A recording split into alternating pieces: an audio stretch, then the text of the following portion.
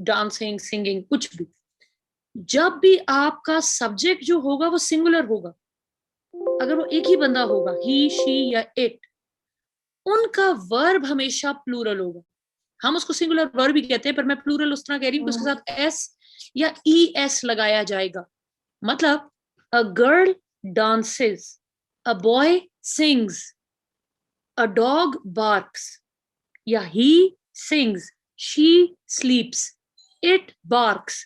तो आपका एस या ई एस उसके वर्ब के साथ लगाया जाएगा जब भी सिंगुलर बंदा कोई काम करेगा। अब आते हैं प्लूरल लोगों के ऊपर। जब प्लूरल चीज होगी, जैसे वी हो गया, दे हो गए, हाँ जी, ही ईट्स, लेकिन अगर प्लूरल लोग कोई काम करते हैं, उनके वर्ब को हम, प्लूरल वर्ब जो होता है उसका मतलब होता है कि उसके साथ एस या ई एस नहीं लगेगा। The subject must agree with the verb. इसका मतलब है we eat, they sleep, they sing, it नहीं होगा, दे बार्क। ठीक है जी। अब उनके साथ एस और ई एस नहीं लगता। एक इसके अंदर इंपॉर्टेंट थिंग है टू रिमेंबर, आई और वी जो होते हैं, आई और यू जो होते हैं, आई और यू को भी आप इसी कैटेगरी में, प्लूरल्स वाली कैटेगरी में इस्तेमाल करते हैं। हम आई ईट ही कहेंगे, आई ईट एन एप्पल। आई हालांकि एक ही बंदा होता है, लेकिन वो आई ईट्स एन एप्पल नहीं होगा। और इसी तरह यू भी ऐसा ही चलेगा, यू ईट एन एप्पल। तो आई और यू को हम प्लूरल कैटेगरी के साथ काउंट करते हैं, और उनकी सब्जेक्ट वर्ब अग्रीमेंट प्लूरल के तरीके से की जाती है। बाकी इट्स वेरी सिंपल, कोई एक चीज जब भी कोई काम करती है उसके साथ हम एस और ई एस लगाते हैं, और जब प्लूरल लोग कोई काम करते हैं तो हम उसके साथ एस और ई एस नहीं लगाते हैं वर्ब के साथ। This is called subject verb agreement. ठीक है, अभी नहीं बचे, हम लोगों ने क्लास शुरू नहीं की because I was waiting for everybody to join. I think आज इतने ही बचे, इंग्लिश से दिल बर्दाश्त हो चुके हैं। हमने कहा था कि 9:50 पे क्लास स्टार्ट करते हैं ताकि सारे लोग जो है वो ज्वाइन कर ले। But let's start the class, ठीक है। आई थिंक आज अटेंडेंस ही शॉर्ट है। अच्छा जी, हमने करेक्शंस कंटिन्यू करने थे। हमारा थोड़ा सा पेस करेक्शंस के मामले में जरा ज्यादा स्लो हो चुका है, and we are going to pick our pace up. इसीलिए लेक्चर के दौरान I will request you not to break my lecture, not to ask questions during the lecture, और जैसे ही लेक्चर खत्म हो जाए तो you can ask me all the questions you have in mind. ठीक है जी, ताकि हमारा टेम्पो जो है वो ब्रेक ना हो, और आज हम ढेर सारी करेक्शंस जो हैं वो कवर कर लें। Most of them are very simple, इसीलिए मैं उनको तेज तेज ऊपर से गुजार दूं। आते हैं जी यूज ऑफ एडजेक्टिव्स के ऊपर। हमने लास्ट यहां तक अपनी एक प्रैक्टिस की थी। मैंने कहा था the man which was caught, तो आप लोगों ने who was caught red handed. फिर हमने कहा था use of adjectives. Next time से स्टार्ट करेंगे। आपके जब भी किसी नाउन को कोई चीज एक्सप्लेन करती है, that is called an adjective. A beautiful girl, an old man, the red car, ठीक है, द ब्लू स्काई। तो ये जो चीजें, कलर्स, किसी चीज को प्यारा, किसी चीज को बुरा, उसकी definition of a noun is known as an adjective. ठीक है जी। अब हम आते हैं सबसे पहले एक बड़े कंफ्यूजिंग एडजेक्टिव के ऊपर, विच इज फ्यू। फ्यू का वर्ड हम यूज करते हैं काउंटेबल चीजों के लिए, ठीक है, जो हम गिन सकते हैं। Few glasses of water, few mobile phones on the table, few remote controls on the desk, few bottles. तो आप जिन चीजों को गिन सकते हैं उनको हम फ्यू कहते थे। अब फ्यू का प्रॉब्लम ये है कि ये कई तरीकों से इस्तेमाल होता है। खाली फ्यू, अ फ्यू और द फ्यू, और इन तीनों के कॉन्टेक्स्ट जो हैं वो फर्क है। Finally it is here. ठीक है, थैंक यू। ठीक है जी। अब हम देखते हैं कि इनका फर्क क्या क्या है। कि आपका सबसे पहले जो खाली फ्यू होता है, इसकी सेंस हमेशा, कॉनोटेशन हमेशा नेगेटिव है। नेगेटिव का मतलब ना होने के बराबर। मतलब एक ऐसा नंबर हो जिसको मैं ये कहना चाहती हूँ यार ये ना होने के बराबर है, इतने थोड़े, इतने फ्यू हैं कि जीरो समझो। उस सेंस में मैं खाली फ्यू का वर्ड यूज करूंगी, ना उसके साथ अ लगाऊंगी ना उसके साथ द लगाऊंगी। ही has red few books of Sidney Sheldon. तो मैं कह रही हूँ यार इसने बहुत ही ना होने के बराबर कम किताबें सिडनी की पढ़ी हुई। ठीक है। मैं कहूंगी ही हैज फ्यू फ्रेंड्स, बेचारा स्कूल रोज जाता है, फ्यू फ्रेंड्स है मतलब बेचारे समझो कोई दोस्त नहीं, बिल्कुल ना होने के बराबर। ठीक है जी। तो this is the first use which is only few. Second one is going to be a few. जब मैं फ्यू के साथ अ लगा दूंगी, अब मेरा मतलब है कि थोड़े बहुत पॉजिटिव नंबर एग्जिस्ट, सम काउंटेबल नंबर एग्जिस्ट। अब जब मैं किसी को कहना चाहूंगी ना कि यार थोड़े बहुत इसके दोस्त हैं, तो मैं कहूंगी he has a few friends, कुछ बहुत थोड़े बहुत हैं। ठीक है जी।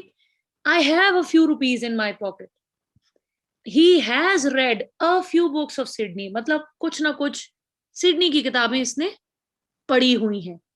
तो ऐसी हर कंडीशन जहां पे मैं काउंटेबल नंबर को शो करना चाहती हूँ कि थोड़ा बहुत नंबर एग्जिस्ट करता है, उधर मैं अ फ्यू कहूंगी। अब आते हैं थर्ड वाले के ऊपर, the few.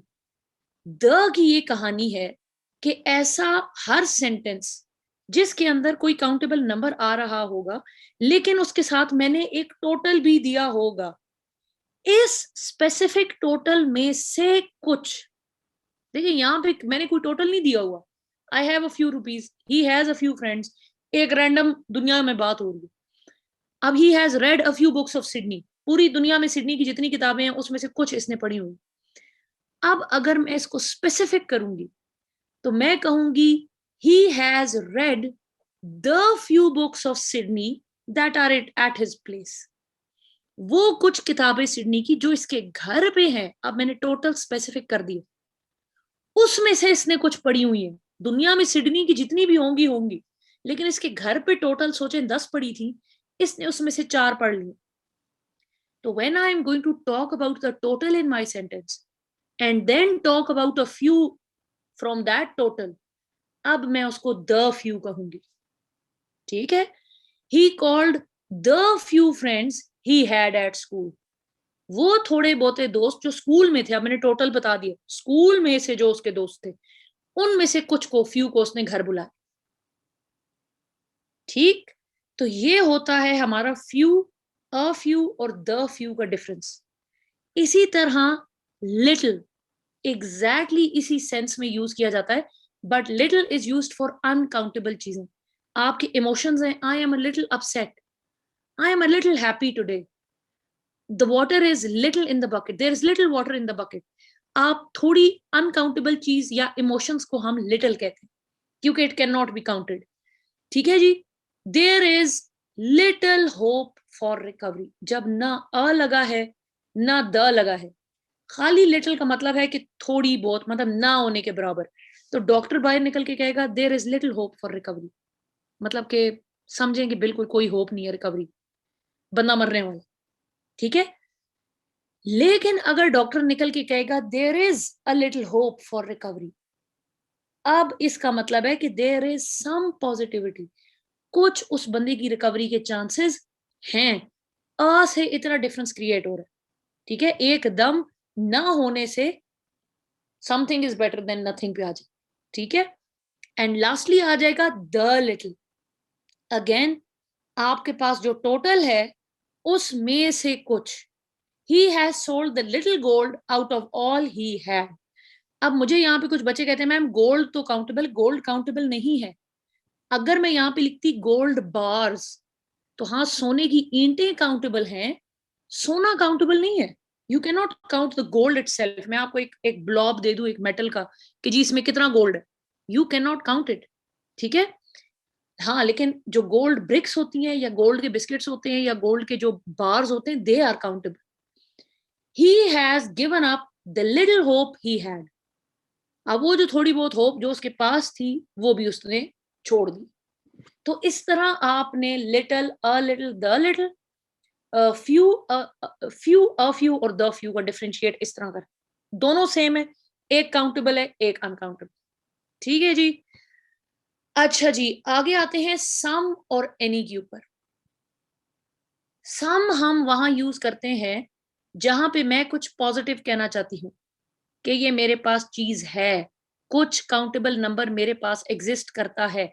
I have some money, I have some food stored in my fridge. ठीक है। जबकि एनी हम नेगेटिव सेंस में इस्तेमाल करते हैं, जब मैं कहना चाहूंगी कि मेरे पास कुछ नहीं है, I don't have any food, I don't have any friends. ठीक है जी। I do not have any money. तो जैसे ही मैं नॉट की सेंस में बात करना चाहूंगी, तो मैं वहां पे एनी का इस्तेमाल करूं। पहला यूज एनी का ये होगा। एनी के और भी बहुत सारे यूजेस हैं, लेकिन this is the main use जो हम नेगेटिव एक चीज ना होने पे हम एनी कहते हैं, और कुछ ना कुछ होने पे हम सम का इस्तेमाल करते हैं। He has bought some water, he has some hope, he has some friends, कुछ ना कुछ दोस्त हैं, but he has not bought any gold, he does not have any friends, he does not have any apps in the phone, मतलब बिल्कुल नहीं। तो हम any करते हैं, जबकि कुछ ना कुछ होने को हम some कहते हैं, which is very common. Four other uses, इनकी वैसे यहाँ जरूरत नहीं थी, लेकिन क्योंकि कुछ बच्चे मुझे कहते हैं लेकिन एनी तो उधर भी इस्तेमाल होता है, तो उनके लिए है। पहला है for choices, you can take any pen you like, कोई भी एक इसका सेंस यूज करने का कोई भी है। इसके बाद ही has not bought any bread at all, मतलब हम न्यूमेरिकल यूज इसका ये होता है कि बिल्कुल जीरो, कोई ब्रेड नहीं खरीदी है, तो हम उस सेंस में भी एनी का इस्तेमाल करते हैं। ये वाला यूज जो था, he does not have any friends at all, मतलब zero friends, he has not bought any bread at all. Thirdly, आप जब कोई न्यूमेरिकल नंबर एक्सपेक्ट करते हैं in an answer, do you have any bread, कुछ ना कुछ है आपके पास, 1 2 3 और जीरो में भी, लेकिन है या नहीं, एज क्वेश्चन आप एनी का इस्तेमाल करते हैं। The fourth one is in the normal questions, did you see any car on the road, do you have any friends, do you have any problem with me sitting here. ठीक है जी, तो ये other uses of any है, which is normal and common English. Adjective must come immediately after, before a noun or a pronoun.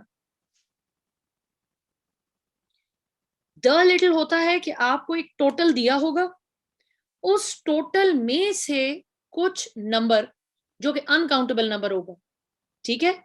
He has lost the little hope he had, अब उसके पास जितनी total hope थी उसमें से भी जो the little hope थी, he has lost it now, ठीक है।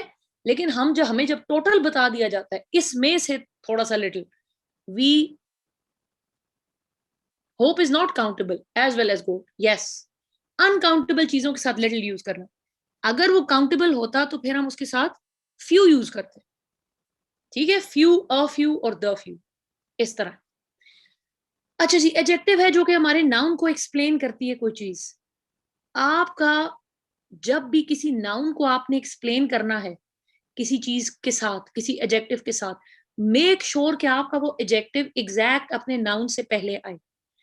अब अभी मैं आपको एक दो एग्जांपल्स बताऊंगी जिसमें आपके एडजेक्टिव की पोजीशन चेंज कर दूंगी, उस एडजेक्टिव की पोजीशन चेंज करते ही आपके जुमले की सेंस ही चेंज हो जाएगी। Let's see, success of a brilliant student, मैंने इनको सेम कलर किया, student is a noun, brilliant is your adjective. अब एक स्टूडेंट की ब्रिलियंट सक्सेस है, एक ब्रिलियंट स्टूडेंट की सक्सेस है, मतलब एक शानदार स्टूडेंट है, एक बेहतरीन स्टूडेंट है, उसकी सक्सेस, इसका यही मतलब है ना। यहां पे मैं स्टूडेंट को ब्रिलियंट कह रही हूं। Now what if I change the location of my adjective, brilliant success of a student, sentence का मीनिंग चेंज हो गया या is it still the same?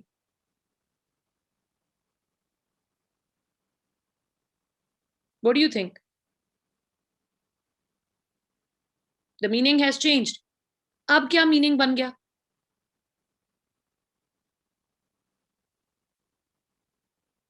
अब ये मीनिंग बन गया है कि एक कॉमन स्टूडेंट, एक सीधे से स्टूडेंट की शानदार सक्सेस, अब मैंने सक्सेस को ब्रिलियंट कह दिया है, and it is not an adjective any more, क्योंकि it should be explaining the noun and it is not. Exactly, तो आपकी सक्सेस को मैं ब्रिलियंट कह रही हूं रादर देन द स्टूडेंट। तो whenever you are planning to write an adjective for a noun or a pronoun, it must come right before your noun or a pronoun. Success of a brilliant student. Success of a student brilliant. No. ठीक है, after the noun be wrong feel हो रहा है, success of a student brilliant, तो अजीब हो गया ना। अच्छा जी, अब आते हैं फिगरेटिव के ऊपर। यही बात जो आयशा बच्चे ने पूछी है, आयशा कह रही है कि हम एडजेक्टिव को अगर आगे ले जाए, इस सेंटेंस में तो खैर ये बिल्कुल ग्रामेटिकली इनकरेक्ट हो रहा है, लेकिन फिगरेटिव लैंग्वेज में ऑथर्स ऐसा करते हैं, ठीक है? और वो क्यों करते हैं? हम कहते हैं जी, no living man could believe it, मतलब मैन आपका नाउन हो गया, ठीक है? इंसान किसी चीज का नाम है, जिंदा इंसान जीते जागते का नाम मैन है।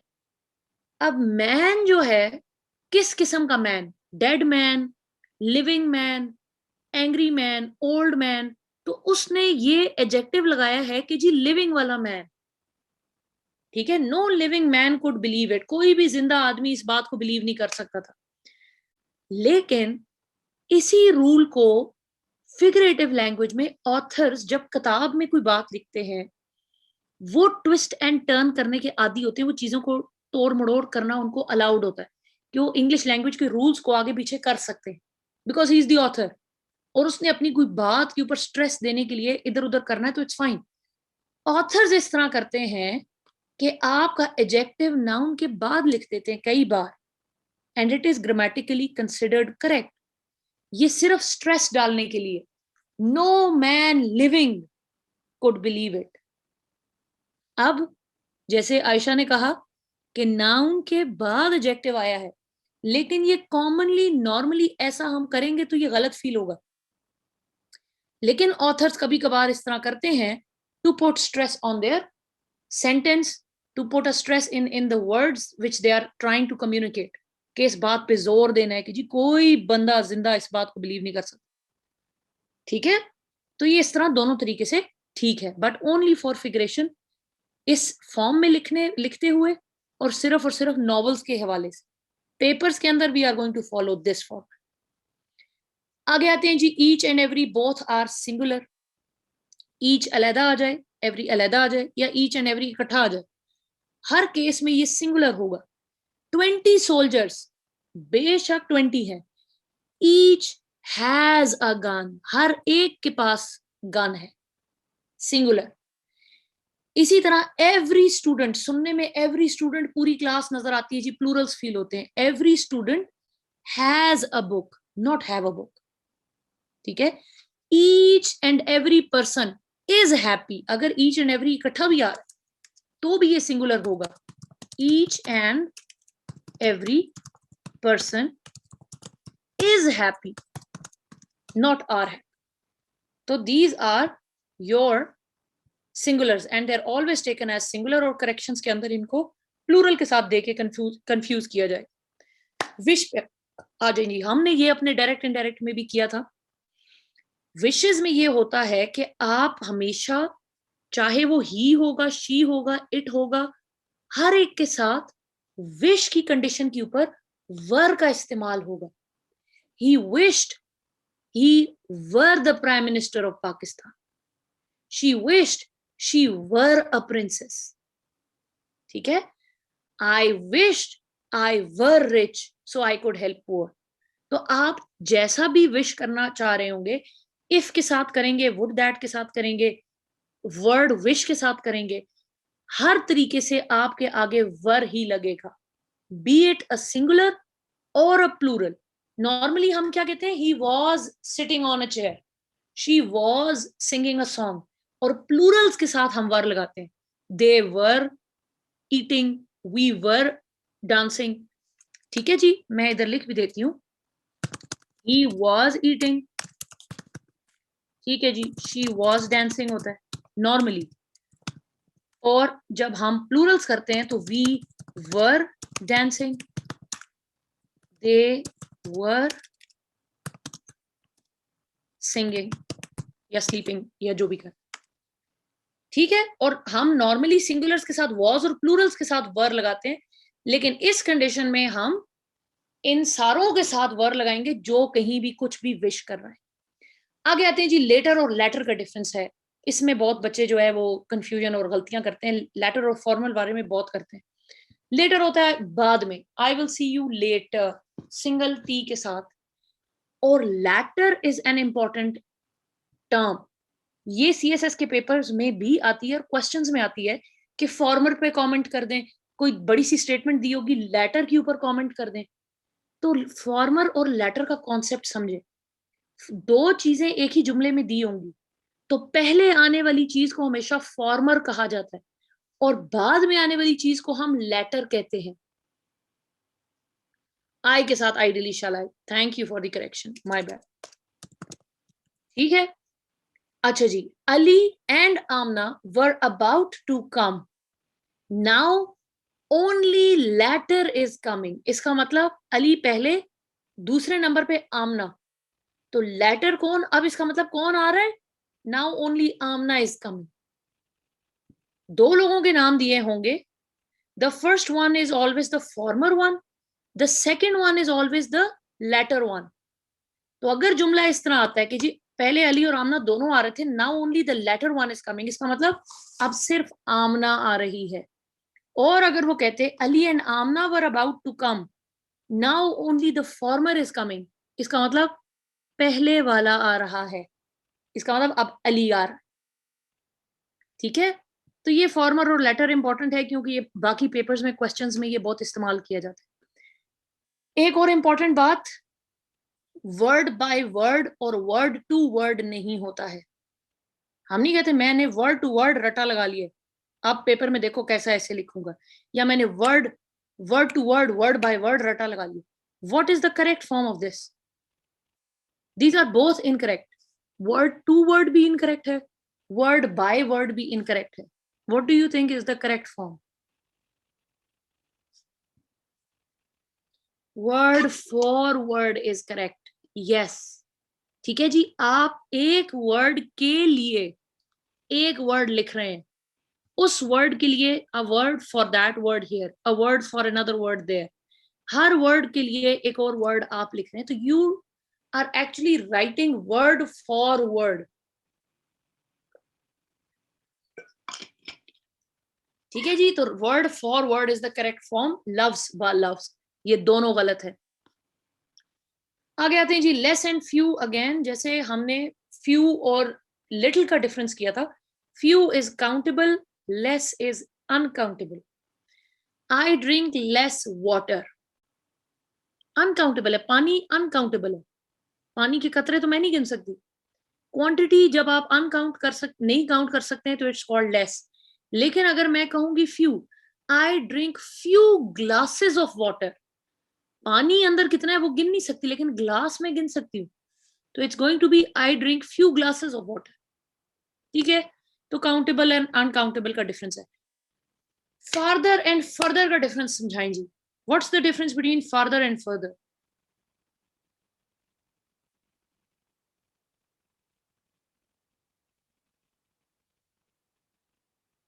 फार्दर दूर है, तो फर्दर क्या है? मजीद। फर्दर इज मजीद एंड फार्दर इज अवे, दूर। You're right. फार से है फार्दर। जब भी डिस्टेंस रिलेटेड कोई बात होती है तो हम उसको फार से एसोसिएट करके फार्दर कहते हैं। My house is farther than school, school से थोड़ा आगे है और दूर है। ठीक है, और फर्दर हम कहते हैं मजीद, additional. What should I do further to improve my handwriting? They have refined their techniques further, I need further information. ठीक है, अ लिटिल मोर, मजीद। लेकिन जब पर्टिकुलरली डिस्टेंस की बात होती है, सिर्फ मेजरमेंट में, किलोमीटर्स, माइल्स और उसमें, तो आप उधर फार्दर का वर्ड यूज करते हैं। अब फर्दर हम नहीं गए। ठीक है, इसी तरह नियरेस्ट और नेक्स्ट का क्या डिफरेंस है? अगेन मेजरमेंट का डिफरेंस है। जब आप मेजर कर रहे हैं तो आप कहते हैं nearest, in terms of distance, kilometres, miles, जो भी आप जिसमें भी मेजरमेंट कर रहे हैं। और नेक्स्ट इज राइट, अगला आप, हाँ एग्जैक्टली अगला जो। नियरेस्ट हम फिर डिस्टेंस पे बात कर रहे हैं और हम कहते हैं PC is the nearest hotel to my house, घर के सबसे करीब पीसी होटल। और नेक्स्ट का मतलब क्या है? He is sitting next to me, she is the next in line to be the queen. ठीक है, योर टर्न इज नेक्स्ट, अगली आपकी बारी है। ठीक है, तो अगला जहां पे सिंपल बात होती है वो होता है next. What is the difference between older and elder? Who would tell me? आप लोग बताएंगे प्लीज।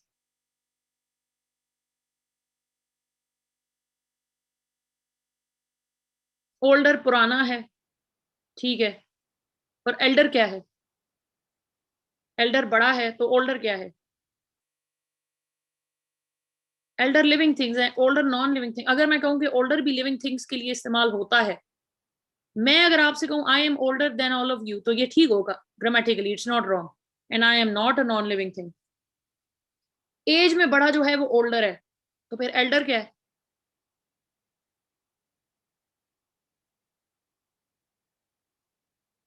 ओल्डर इज बूढ़ा, एंड एल्डर इज किसी स्पेसिफाइड से बड़ा in age, but necessary elder is older. Elder than या एल्डर टू। अच्छा ये भी बता दें, ओल्डर के साथ टू लगता है या एल्डर के साथ टू लगता है? और किसके साथ देन लगता है और किसके साथ टू लगता है? Older to and elder than, देख लें। आते हैं जी, इसका डिफरेंस क्या है? जब भी आप, पहले तो ये समझ लेना, हम नहीं कहते प्रिटी, प्रिटियर, प्रिटीएस्ट, ये सेकंड आपकी डिग्री है, मतलब कि दो लोगों का कंपैरिजन। जब हम एक कहते हैं, हम कहते हैं ओल्ड। जब मैं दो लोगों का कंपैरिजन करूंगी, मैं कहूंगी ओल्डर। और अगर मैं कहूंगी सब में सबसे पुराना, मैं कहूंगी ओल्डेस्ट। तो ई आर से ये तो पता चल रहा है कि this is the second degree. इसका मतलब कि दो लोग आपस में कंपेयर हो रहे हैं, two things are being compare. ये तो डन हो गई बात, ठीक है। अब आते हैं इंपॉर्टेंट चीज के ऊपर कि कंपैरिजन बिटवीन टू हो रहा है, तो ओल्डर आपका अननोन, नॉट रिलेटिव्स आपके जो होते हैं, जब मैं उनके साथ आपकी एज की कैलकुलेशन करूंगी, तो आप किसी का बड़ा होना ओल्डर के साथ बताते हैं। मतलब आपकी पूरी क्लास में आई एम ओल्डेस्ट, मैं आप लोगों सब में एल्डेस्ट नहीं होंगी, आई am the oldest. And I am older then Ujala, I am older then Ayesha, I am older then Warda, I am older then Nida, ठीक है। इसी तरह आप थिंग्स और ट्रीज, चीजों के लिए भी, नॉन लिविंग थिंग्स के लिए भी ओल्डर का इस्तेमाल करते हैं। जैसे मैं कहूंगी this building is older than that one, this tree is older than that tree, ठीक है। और इसी तरह एल्डेस्ट भी, this building oldest, sorry, building is the oldest, this tree is the oldest in the city, so on and so forth, ठीक है जी। तो चीजों के लिए भी मैं इस्तेमाल करूंगी, और इंसानों के लिए भी वो सारे इंसान जो एक दूसरे के रिलेटिव्स नहीं है। एल्डर का कंपैरिजन होता है जब भी आप अपने बहन भाइयों में कौन बड़ा है और कौन छोटा है कह रहे होते हैं ना, तो आप एल्डर का यूज करते हैं। रिलेटिव्स में उजाला जो है अपनी छोटी बहन से बड़ी है, तो मैं कहूंगी उजाला इज एल्डर देन, और टू पे हम आगे आएंगे, हर सिस्टर, ठीक है। तो जब बहन भाइयों के आपस में बड़ा और छोटे होने का कंपैरिजन होता है, तो आप एल्डर करते हैं। और जब कंपैरिजन अमंग ऑल होता है, तो एल्डेस्ट, बहन भाइयों में सबसे बड़ा, हम बहन भाइयों में सबसे बड़े लैला है, तो मैं कहूंगी Laila is the eldest sister of all, ठीक। ओल्डेस्ट होता है सबसे पुरानी कोई चीज, I am the oldest in this class, और this building is the oldest in Rawalpindi, this tree is the oldest in Lahore, so on and so forth, ठीक है। एल्डर के साथ हमेशा टू और ओल्डर के साथ हमेशा देन आना चाहिए। Elder than is grammatically incorrect, older to is grammatically incorrect, इसको रटा लगा लें। ओनली इन सिबलिंग्स आपका एल्डर होगा। हम एल्डेस्ट का इस्तेमाल कर लेते हैं फैमिलीज में भी, ही is the eldest in family. आपके बूढ़े बड़ों के लिए भी हम यूज करते होते, grandpa is the eldest of all. ये एक casual way of using the language है। Basically eldest is for your siblings, बहन भाइयों में सबसे बड़ा is suppose to be the eldest. और ग्रैंड पास के लिए तो खैर ओल्डेस्ट भी यूज कर लेते हैं, ठीक है। लेकिन टू और देन की गलती ना करें, elder to, older than. Please इसको बोल्ड करके अपने पास हाईलाइट करें। ओके जी, now is a very important topic जिसको हम कहते हैं यूज ऑफ मैनी अ, और ये एफपीएससी वाले जरूर देते हैं। और मैं आपको बड़े दुख की बात बताऊं, I wouldn't name any names, we can use for beings. मैंने आपको एग्जांपल जो दी, I am older than Mahvish, I am older than Aqsa. क्यों? क्योंकि you guys are not my siblings, और मैं आपसे उम्र में बड़ी हूं, तो I am older than you. ठीक है, ओल्डर नॉन रिलेटिव्स के लिए इस्तेमाल किया जाता है, ओल्डेस्ट भी, और नॉन लिविंग थिंग्स के लिए भी। अच्छा जी, डायलेमा ये है कि हमारे सिविल सर्वेंट्स हैं, सीएसएस क्वालिफाई किए हुए हैं, इंग्लिश भी पढ़ा रहे हैं, और मैनी अ का यूज फिर भी गलत लिखा है बहुत पब्लिक जगह में, विच वॉज हार्ट रेंचिंग। मतलब I got a few screenshots from the students whom I taught, और उन्होंने मुझे कहा कि मैम आपने हमें ये बताया था, यहाँ पे ऐसा लिखा है। तो मैंने कहा यहाँ पे गलत लिखा है, video apologies to the post whoever has posted it। लेकिन ये मैं आपको बता रही हूँ, it's such a tricky use, लेकिन इतना मुश्किल नहीं है कि अंडरस्टैंड आप बिल्कुल ना कर सके। ठीक है, अच्छा जी, अब आप मुझे पहले ग्रामर में अंग्रेजी नॉर्मल बताएं। हम जब अ का इस्तेमाल करते हैं, अ बुक, अ फ्लावर, इसका क्या मतलब है? वो कितनी चीजें हैं? अ बैग, इट्स वन, एक चीज है, क्लियर हो गई। और मेनी का क्या मतलब है? बहुत सारी, मोर देन टू, प्लूरल है, 3 है, 4 है, 10 है, 100 है, 200 है, जितनी भी है। ठीक है, अच्छा जी, अब हम देखते हैं कि मैं फ्लावर की एग्जांपल ले रही हूं, a flower is equals to one flower, clear हो गया। मेनी फ्लावर्स आपने मुझे बता दिए जी, मोर देन टू फ्लावर्स है, 3 हो गए, 4 हो गए, 10 हो गए, जितने भी हो। अब हम आते हैं इंग्लिश के एक रूल के ऊपर, वो कहते हैं मैनी अ फ्लावर, ऐसे इकट्ठा करके लिख देते। तो मैनी अ का मैंने एक साइंटिफिक फॉर्मूला निकाला है, मैथमेटिक्स, कि जुमले में जब मैनी और अ इकट्ठा आएगा, तो मैनी और अ को मल्टीप्लाई करें तो क्या बनता है? इसका मतलब है many multiply by one, many multiply by one क्या होगा? मैनी। इसका मतलब है कि उसका मतलब क्या होगा, सेंस क्या होगी? बहुत सारे। लेकिन वो लिखाई में कैसा लिखा जा रहा होगा? As a singular. ठीक है जी, मतलब कि अगर मैं आपसे कहती हूँ 50 मल्टीप्लाई बाय वन, इसका मतलब है is equals to 50। 2 multiply by one is equals to 2। इसी तरह many multiply by one is equals to many. ऐसा ही है ना?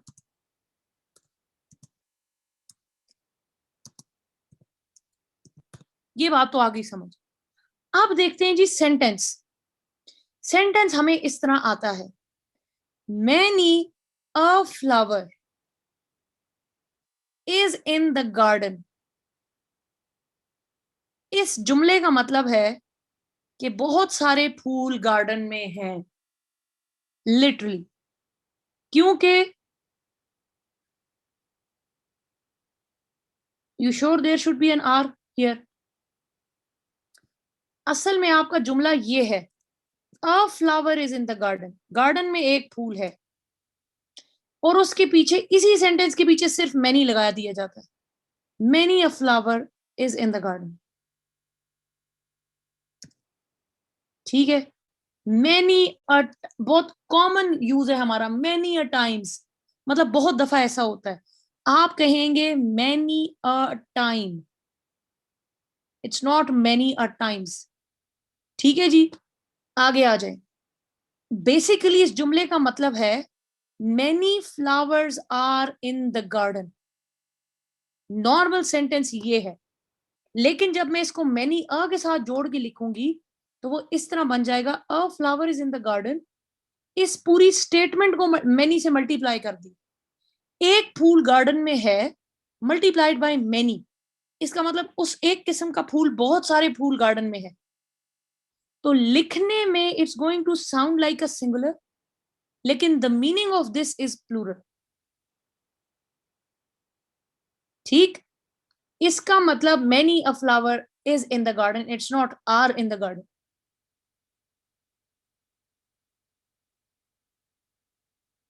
इसका मतलब many a always takes, it takes a singular verb, yes. ठीक हो गया? आप देखें, आपको many a student is in the class, basically it is a student is in the class, एक बच्चा क्लास में है, multiplied by many, now many a student is in the class, बहुत सारे स्टूडेंट्स क्लास में हैं। अब आपको एफपीएससी वाले इस तरीकों से ये देंगे जुमला, आप करेक्शन करते जाएं। पहले की, many a flower are in the garden, please correct it. Many a flower are in the garden. Many a flower is in the garden, singular. नहीं नहीं माहिरा बच्चे, many a को चेंज ना करें, many a को many a ही रहने दें। Many a flower is in the garden is the right thing. Excellent. अगले पे आ जाएं, many a flowers is in the garden, please correct it. Many a flower is in the garden, s नहीं आएगा, a flowers कभी नहीं हो सकता। ठीक हो गया? Third one, many a flowers are in the garden, again no s here और यहां पे भी is आएगा। तो इन तीनों गिवन स्टेटमेंट्स की करेक्ट फॉर्म ये लिखी हुई है, many a flower is in the garden। ठीक है, बहुत सारे लोग लिखते हैं many a times, many a times नहीं होगा, many a time it happens that we do this and that, same answer for all, yes। उसको तीन डिफरेंट तरीकों से, तीन मैंने डिफरेंट गलतियां की हैं, या इधर आर लगाएंगे या इसको प्लूरल कर देंगे, इसको प्लूरल और आर दोनों लगा देंगे। तो मैं इन्हीं तीन तरीकों से आपको ये चेंज। अब कुछ बच्चे इसका conversion many a flower are in the garden को कर देते हैं many flowers are in the garden, that is correct, that is grammatically not wrong, you're writing the right sentence। लेकिन उसने many a जो दिया है ना, इसका मतलब है कि वो आपसे many a वाला रूल पूछना चाहता है कि आया इस बच्चे को many a वाली चीज आती है कि नहीं आती। तो जिस तरह मैंने आपको ब्रैकेट वाली बात समझाई है, सिंपली अपने जहन में एक ब्रैकेट डालें, अ flower is in the garden, और उसके पीछे सिर्फ मैनी लगा दें। A student is in the class, पीछे मैनी लगा दें। A girl is drinking Coca Cola, many a girl is drinking Coca Cola. ठीक है, तो बेसिकली एक सिंगुलर सेंटेंस के पीछे सिर्फ मैनी लगा देते हैं। That is how many a works. I hope this is understood now, और इस पे आप गलती नहीं करेंगे।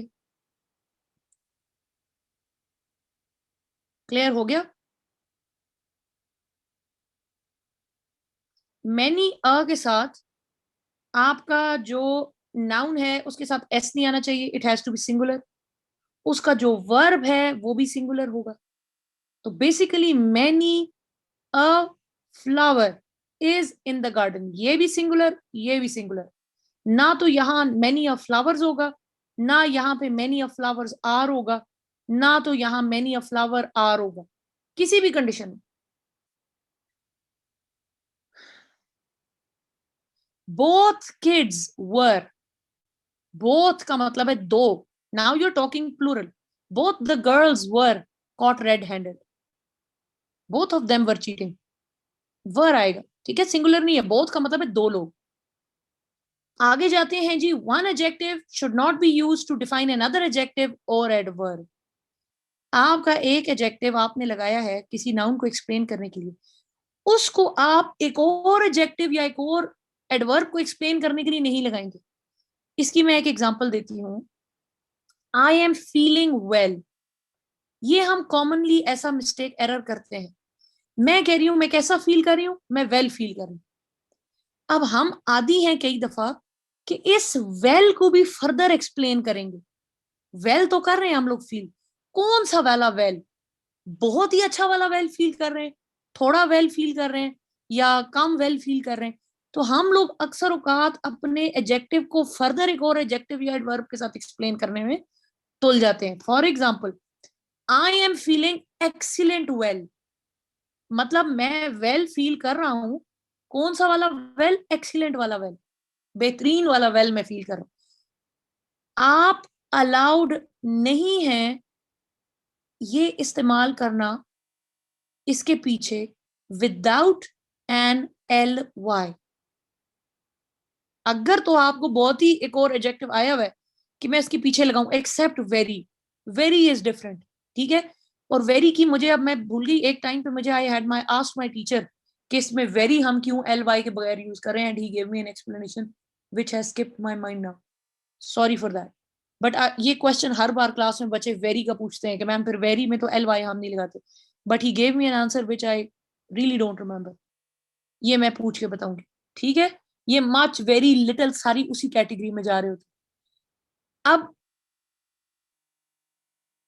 लिटिल वेल भी नहीं, ठीक है। अगर आपको यूज करना ही है कोई एडजेक्टिव इसके पीछे, वेल के पीछे, आप उसके साथ एल वाई का इस्तेमाल करेंगे।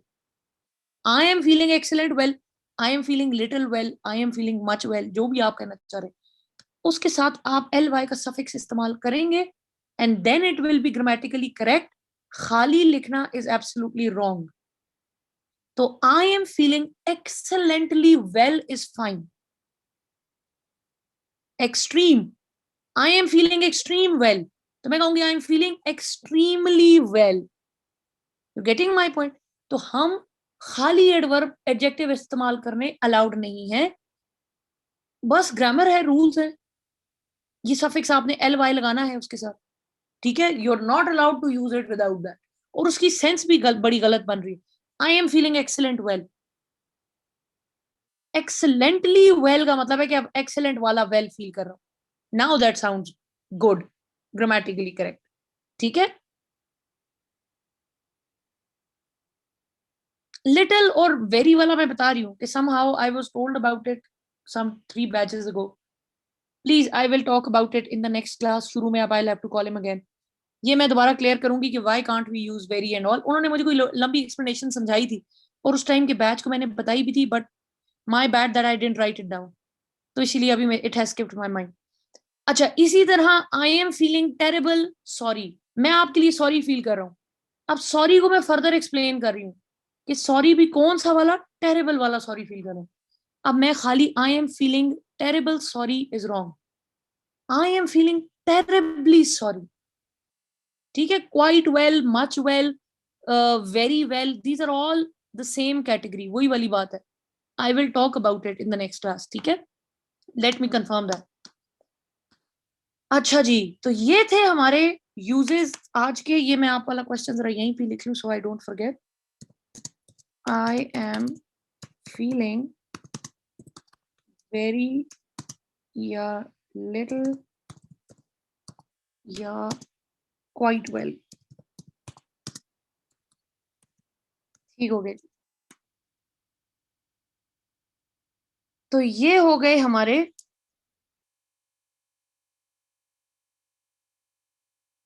ठीक है जी, ये मेरा क्वेश्चन हो गया।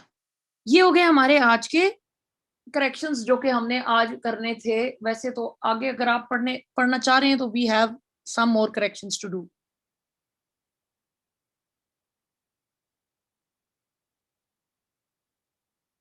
थोड़ी सी और कर लेते हैं मेरे ख्याल में, हाँ, क्योंकि हमने बहुत ही थोड़ा आज पढ़ा है। और अच्छा कि आज आप लोग डिस्टर्ब नहीं कर रहे, तो वो तेज तेज भी हो रहे हैं। ओके जी, पढ़ लेते हैं, सही क्या है।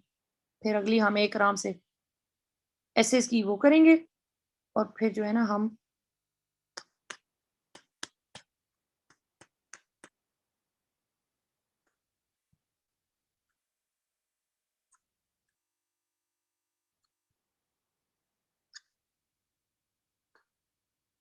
अच्छा, few, a few, the few मैं बता चुकी हूँ, काउंटेबल के लिए होता है और अनकाउंटेबल के लिए लिटिल, अ लिटिल और द लिटिल होता है। ये कोई पिछली बात लिखी हुई है, ये वाली बात हम अभी कर चुके हैं। अब आते हैं जी अगले पे। If one adjective is larger than the other one, तो आप मुझे ये बताएंगे कि हम पहले कौन सा लिखते हैं और बाद में कौन सा लिखते हैं। ओ नो, आप लोग को मेरा नजर आ, I saw a beautiful and pretty girl. अब एक लड़की ब्यूटीफुल भी है और प्रिटी भी है। एक एडजेक्टिव बड़ा है, एक एडजेक्टिव छोटा है। Which one should come first? No, we are not done with the translation. और अगर हम ऐसे हम करेंगे करेक्शंस के बाद, we'll go for essay class and then we are going to go for our translation inshallah, and that would be the last class. ठीक है। अच्छा, आई saw pretty and beautiful girl, why did you put pretty before beautiful? अगर मैं alphabetically भी जाऊं तो B पहले आता है, ब्यूटीफुल पहले आता है, प्रीटी बाद में आता है।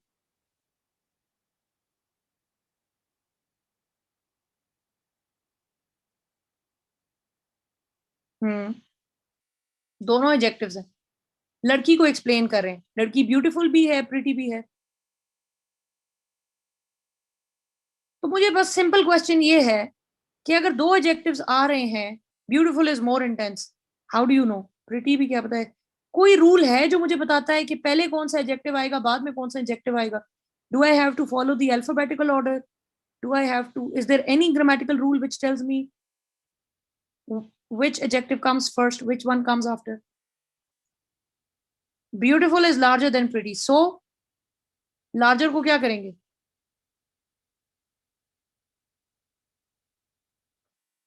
वर्दा is close, larger word को क्या करेंगे? वो first नहीं आएगा, the shorter word comes first and the longer word comes after. जो लंबा वर्ड, छोटा वर्ड होता है वो पहले आता है एडजेक्टिव्स में। अगर आप एक ही बंदे की दो तीन तारीफें कर रहे हैं तो जो छोटे वर्ड वाली तारीफ होगी वो पहले आएगी और जो लंबे वर्ड वाली होगी वो बाद में आएगी। और अगर दोनों वर्ड्स इक्वल होंगे इन देयर स्पेलिंग्स, फिर आपकी मर्जी, आप कौन सा भी पहले लिख सकते हैं। अगर मैं कहती हूँ she saw a pretty and decent girl, अब प्रिटी और डिसेंट दोनों के स्पेलिंग्स में कोई डिफरेंस नहीं है।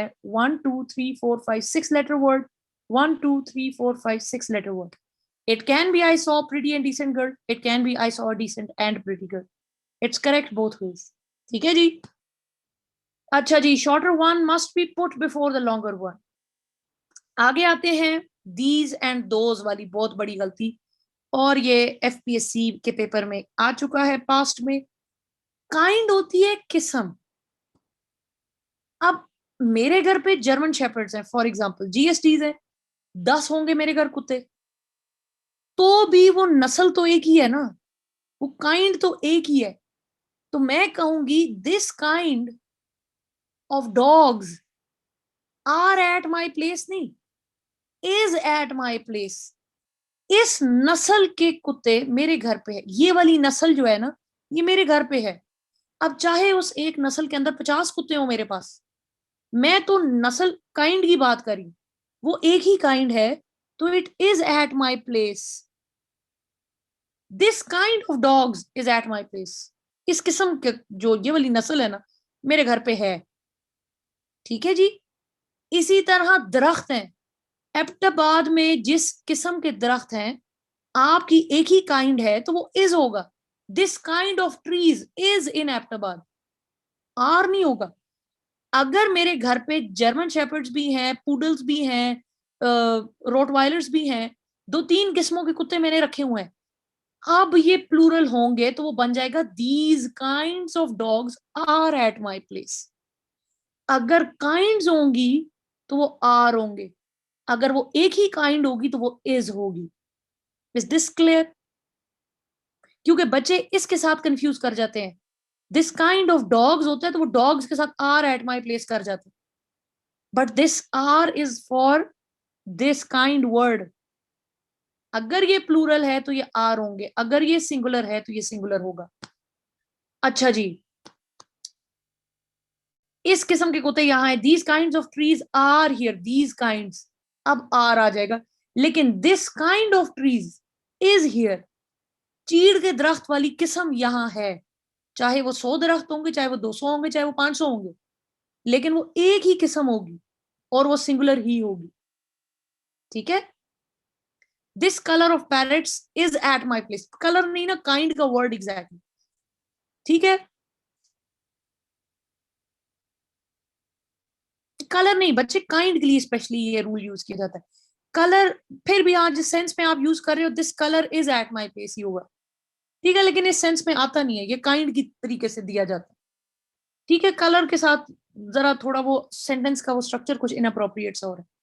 अब आते हैं जी यूज ऑफ कंपैरेटिव डिग्रीज पे, जो थोड़ी देर पहले मैं समझा रही थी।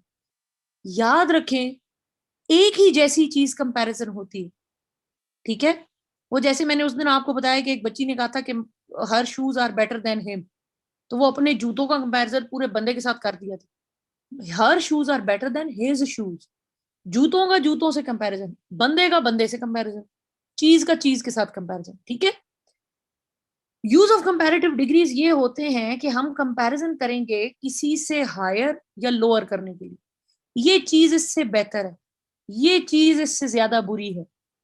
ठीक है जी, जो पाकिस्तानी कंपैरिजन करने में हमारी आदत जो है बहुत कॉमन आदत बनी हुई। और जब भी हम कंपेयर करेंगे हम देन या टू का इस्तेमाल करते हैं, जैसे एल्डर टू और ओल्डर देन था, ठीक है, एज के कंपैरिजन में। तो इसी तरह टू जो है वो इन स्पेसिफिक चीजों के लिए इस्तेमाल किया जाता है। इस लिस्ट को अपने पास लिख ले, क्योंकि ये देन के साथ पेपर में दिए जाते हैं कि इनको करेक्ट करें, और जिनको मैंने येलो हाईलाइट किया होता है इसका मतलब ये पास्ट पेपर्स में आए हुए हैं। Senior to, junior to, inferior to, posterior to, superior to, anterior to, anterior कहते हैं आगे, एंड एल्डर टू, और prefer to. Coffee is preferred to tea, हम नॉर्मली कहते हैं coffee is preferred over tea, over is wrong, you prefer coffee to tea. ठीक है, T से ज्यादा आप कॉफी को प्रेफर करते हैं। इन सबको he is senior than me paper में आ जाए, आपने उसकी टू की करेक्शन करनी होगी। इनके साथ हर हाल टू ही आएगा। अवॉइड द डबल सुपरलेटिव्स, आपका सुपरलेट करने के दो तरीके हैं, या तो मैं मोर एंड मोस्ट लगा दूंगी, या मैं उसके साथ ई आर और ई एस टी लगा दूंगी। मतलब इसमें ग्रेटर है, इस लिस्ट में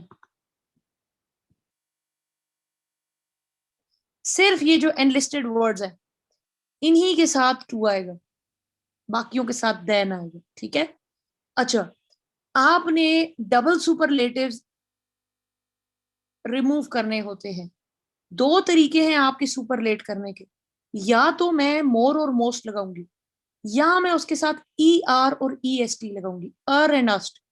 मतलब मैं कहती हूँ शी इज प्रिटी, अब मैं दो लोगों का कंपैरिजन करूंगी तो अर लगाऊंगी, आयशा इज प्रिटियर देन मैविश। ठीक है जी, और इसके बाद ईएसटी पे आ जाऊंगी, मैं कह रही हूं आमना इज प्रिटीएस्ट ऑफ ऑल। जब दो लोगों का कंपैरिजन होता है तो हम सेकंड डिग्री पे जाते हैं, और जब हम सब में कहते हैं सबसे ये बंदा सबसे अच्छा है तो हम ईएसटी पे चले जाते हैं, oldest of all, prettiest of all, cleverest of all.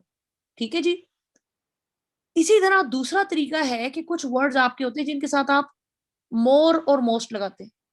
Beautiful, मैं कह रही हूँ जी आयशा इज ब्यूटीफुल, अब मैं आयशा और मैविश का कंपैरिजन कर रही हूं, मैं कह रही हूं Mahvish is beautifuller than Ayesha नहीं होगा, Mahvish is more beautiful than Ayesha. और अगर मैं कहती हूँ कि जी सब में सबसे प्यारी है तो मैं कहूंगी Annam is the most beautiful of all, उसको मैं ब्यूटीफुलेस्ट नहीं कहूंगी। अब हाउ वुड आई नो कि किसके साथ मैंने अर और अस्ट लगाना है और किसके साथ मैंने मोर और मोस्ट लगाना है? इसकी एक ट्रिक भी है, वैसे तो आपको ये खुद ही पता होने चाहिए, अभी तक हम इतनी ग्रामर पढ़ चुके होते हैं कि हमें ऑटो पे पता होता है कि इसके साथ मोर एंड मोस्ट आएगा या इसके साथ अर और अस्ट आएगा। लेकिन इसका एक और तरीका ये है, जैसे स्ट्रॉन्ग, स्ट्रॉन्गर, स्ट्रॉन्गेस्ट होता है, ब्यूटीफुल के साथ मोर ब्यूटीफुल, मोस्ट ब्यूटीफुल, ठीक है, उसके साथ अर और अस्ट नहीं आता। अब आपके कुछ वर्ड्स हैं जिसकी बिल्कुल डिफरेंट होती हैं तीनों categories, bad, worse and worst. इसी तरह गुड, बेटर और बेस्ट, ना मोर एंड मोस्ट आ रहा है ना अर और अस्ट आ रहा है। लेकिन चलें, ये तो थोड़े बहुत है ना जिनको आप इस तरह भी याद रख सकते हैं। जो अर और अस्ट और मोर और मोस्ट वाले हैं उसको याद रखने का तरीका ये है कि आपके सिलेबल्स का फॉर्मूला याद रखना। सिलेबल का मतलब होता है कि आपको जहां पे वो वर्ड प्रोनाउंस करते हुए जहां पे वॉवल फील होता है, वॉवल हो या ना हो, साउंड ऑफ वॉवल भी काफी है। ठीक है, उसको हम कहते हैं वन सिलेबल।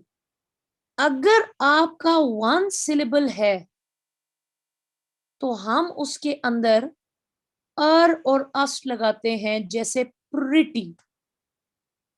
एक ही दफा मुझे प्रिटी, एक ही दफा मुझे ई का साउंड एंड पे आता है, ठीक है। And that is why it's going to be prettier and prettiest. लेकिन आप देखें, जब मैं ब्यूटीफुल बोलूंगी तो आपको कितने वॉवल्स के साउंड फील होंगे?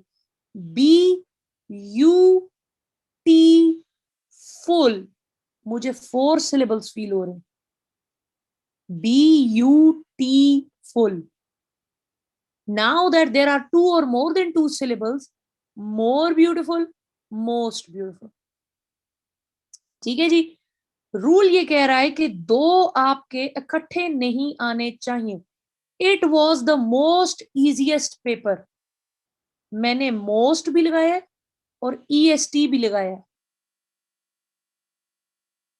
तो इजी,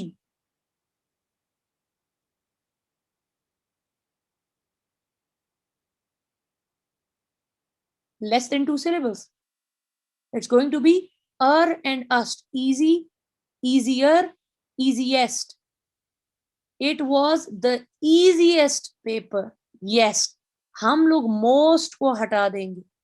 Excellent. इसी तरह she is the most strongest in the class. हाँ, ये भूल जाते हैं, असल में कईयों के साथ हम कर जाते हैं double. She is the most strongest in the class. Strong, one syllable only. इसका मतलब stronger, strongest.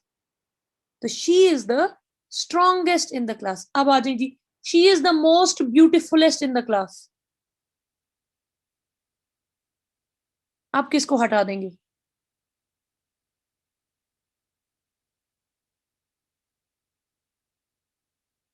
EST should stay or not stay. EST को हटा देंगे। She is the most beautiful in class. किसी बच्चे ने कहा है कि अगर हम लिख दें it was the most easy paper, तो ये आपका गलत कंसिडर हो जाएगा। क्यों? क्योंकि आपकी सुपरलेटिव डिग्री करेक्ट फॉर्म ही कह रही है कि इसके साथ मोर और मोस्ट ने आना ही नहीं है। इसके साथ तो आना ही आपके ईएसटी ने है, और अस्ट ने आना है। तो ये ग्रामेटिकली डिवाइडेड है, किसके साथ और अस्ट आना है, किसके साथ मोर और मोस्ट आना है। This is one way of remembering, ठीक है। और क्या आप सिलेबल्स को काउंट करके और अस्ट और मोर और मोस्ट देख सकते हैं। लेकिन एज मेविश सेड कि ये आप बेसिकली आपकी कॉमन सेंस ही है। कॉमन सेंस नहीं है बच्चे, कई दफा आप कंफ्यूज हो जाते हैं। क्लेवर में क्लेवरर और क्लेवरेस्ट होना चाहिए, most clever and more clever और मोस्ट। कुछ वर्ड्स होंगे जो कभी कभी आपको अनसुने से आ जाएंगे, ठीक है। ब्यूटीफुल कोई वर्ड नहीं है, ऐसी ही बात है। लेकिन वो आपको कोई ऐसा वर्ड देंगे ना, हाँ, वो आपको मोस्ट क्लेवर लिख देंगे। ही is the most clever guy in the class. तो क्लेवर की थर्ड फॉर्म जो आपकी सुपरलेटिव डिग्री है, it's not most clever, it's cleverest. मैंने तो मतलब जान के इतना ऑब्वियस गलती दी है ना, एफपीएससी वाले इतनी ऑब्वियस गलती नहीं देंगे। You have to think about it कि उसमें क्या है, ठीक है। अच्छा जी, जब भी हम एक बंदे की बात कर रहे हैं विदाउट एनी कंपैरिजन, हम फर्स्ट डिग्री का इस्तेमाल करते हैं। She is strong, he is adorable, he is she is beautiful, she is pretty, ठीक है। जब हम दो लोगों का कंपैरिजन आपस में करेंगे तो हम सेकंड डिग्री पे आ जाते हैं। ई आर का इस्तेमाल करेंगे या मोर का इस्तेमाल करेंगे। He is stronger than she is, या मैं कहूंगी he is more clever than her. More clever is wrong, more की कोई और एग्जांपल बताती हूँ। हाँ, क्लेवरर होगा। He is cleverer than her, than she is, not her. एक मिनट, मोर की कोई एग्जांपल मुझे। More honest, he is more honest भी नहीं, honest is a universal one. मुझे कोई मोर की एग्जांपल, मोर इंटेलिजेंट भी नहीं है। More punctual, yes, he is more punctual than she is, ठीक है। टू पीपल का कंपैरिजन मोर से होगा या ई आर से होगा। लेकिन अगर मैं कहती हूँ थर्ड पे ईएसटी, अब मेरा मतलब है आउट ऑफ ऑल। वाइज का होगा wiser and wisest, more wise and most wise नहीं, वाइज वाइजर वाइजेस्ट। तो जी आउट ऑफ ऑल हो जाएगा he is the most punctual boy in the class, या मैं कहूंगी he is the cleverest in the class. ठीक है, तो अब मैं जब सब में सबसे ज्यादा कह रही हूं तो मैं थर्ड डिग्री का इस्तेमाल करूंगी। इंटेलिजेंट और ऑनेस्ट वाली बात जो है, ऑनेस्ट का spell check please, HONEST। Adjectives with qualities that do not admit of different degrees cannot be compared. रुबाब, आप एक अच्छे ऑनेस्ट अफसर हैं, ठीक है, आपने किसी से कभी 1 रुपया भी नहीं लिया। अब ऑनेस्टी की कोई डिग्री है कि ये वाला मैं आजकल थोड़ा कम ऑनेस्ट हूं, ये वाला ऑफिसर थोड़ा सा ज्यादा ऑनेस्ट है, ये 100 रुपए तक ले लेता है, ये थोड़ा जो लेस ऑनेस्ट है ना वो 500 रुपए तक लेता है, जो उससे भी कम ऑनेस्ट है वो 1000 रुपए तक। तो ऐसा पॉसिबल है? ऑनेस्ट वही है ना जिसने कभी 1 रुपया भी नहीं लिया। Is there a degree of honesty? No. ठीक है ना, ऑनेस्ट का मतलब है कभी 1 रुपया 1 पैसा नहीं लिया, and there is no degree कि ये कम लेता है ये ज्यादा लेता है थोड़ा। इसी तरह मैं कह रही हूँ इंटेलिजेंट, एक बच्चा इंटेलिजेंट है, अब मैं कहूंगी लेस इंटेलिजेंट है, ये दो के हम कहते हैं ऑन बेसिस ऑफ IQ, लेकिन इंटेलिजेंट का मतलब ही ये है कि नॉर्मल IQ से एक बंदा ऊपर है। अब वो थोड़ा ऊपर है कि ज्यादा ऊपर है, बस वो नॉर्मल IQ से ऊपर है, बात खत्म। ठीक है ना, तो कुछ चीजें हमारे एडजेक्टिव्स ऐसे होते हैं जिनकी डिग्री ही आगे कोई नहीं, लेस एंड मोर नहीं है, तो उनको हम कंपैरिजन करते ही नहीं है। मैं कह रही हूं दिस इज परफेक्ट, अक्सा ने मुझे गिफ्ट दिया, मैंने कहा जी this is a perfect gift. अब इसका मतलब है कि इससे बेहतर और कोई है ही नहीं। मुझे मारूफ ने गिफ्ट ला के दिया, गिफ्ट इज मोर परफेक्ट। ठीक है, ये नहीं हो सकता। There is no more and most, there is no perfecter perfectest, ये एक ही है। इसी तरह awesome, unique, universal, eternal, infinite, complete, extreme, entire, extraordinary, best, इनके अंदर आपकी कोई डिग्रीज नहीं है। ठीक है, one can be more intelligent normally, लेकिन हम कहते मतलब हम नॉर्मली यूज करते हैं लेमैन लैंग्वेज में, लेकिन intelligent is already way above the normal IQ। ठीक है, मैं इंटेलिजेंट आई वुड इसमें है नहीं लिस्ट में, बट मेरे हिसाब से intelligent is also in the same category.